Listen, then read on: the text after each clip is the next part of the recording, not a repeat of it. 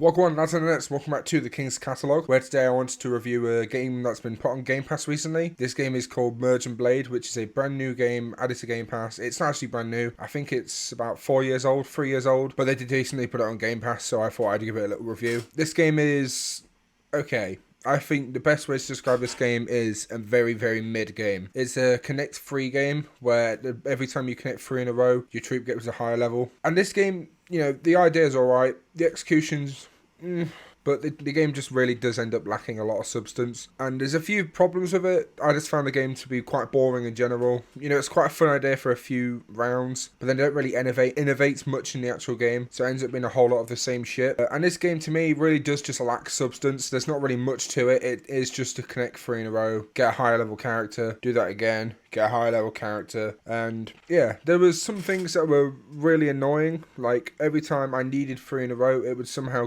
give me the worst possible choice. And this happened constantly, over and over again. If I block one opportunity off, it would immediately give me the new opportunity that I could have used. Which is just, you know, I don't know whether it's made to be like rubber bandy or it's just coincidental, but that happened to me a lot. One more thing, there's quite a few things. I've got quite a few bad notes, actually. I don't really have many good notes. The balancing in this game was awful. And you might be thinking, balancing?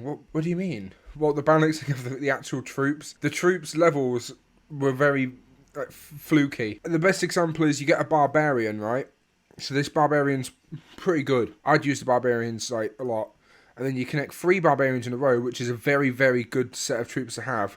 And you get 1 alchemist, which has lower damage. He covers less area. He has less health. There's not really much bonus to him, apart from that he can like splash to 2 rows. But the barbarian can already swing his axe and hit 3 rows, so there really is no point to him. And another example is like when you get the archer. So you go from, I can't remember what one of them is. It's like the black-haired one. You go from 3 of them to an archer. Okay, if you're early game, and you will be. When you're higher level, you'll be getting an archer in the first round. The archer itself can't take on the actual characters, so you'll probably just lose from that. So you have to be careful not connecting 3 in a row, which isn't the best of gameplay mechanics. When you have to purposely not connect 3 in a row, it really does end up just being like avoiding actually winning the game. And it's very weird. It's a very weird game to try and like justify. The gameplay itself, I said terrible earlier, it's not awful. I've written down the gameplay was just okay, because it really is just mid. This is the most mid game ever. You know, it's extremely repetitive. You just do the same thing over and over and over again, and it really does just end up being just nothing. It really does end up being just nothing. And the progress, in my opinion, in this game is way, way too slow. So, you know, you'll get some coins, okay? You can upgrade a troop. You can upgrade a stat. You know, you get these coins to do it. Some of the things just aren't very useful. Like, it's very expensive to upgrade the previews. And I never really use the previews because, you know, you're probably going to win the game better if you do use the previews. But they're just really, really fucking boring to use. And it takes like 4 times longer if you want to plan it out doing that. So I just never used them.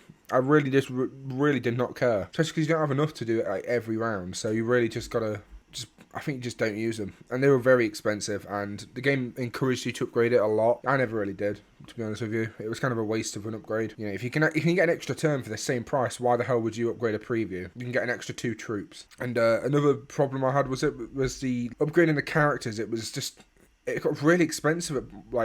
There's like a really big jump. It'll be, you know, 20k gold, and then it'll be 350k, which is very, very hard to get. You know, this game is just, in general, a bit okay. I generally don't know how to describe this game other than okay. I can't give it anything higher than a 6, and I think it's worthy of a 5 on the King's Catalogue. I think the only thing that's on that level is Ant-Man.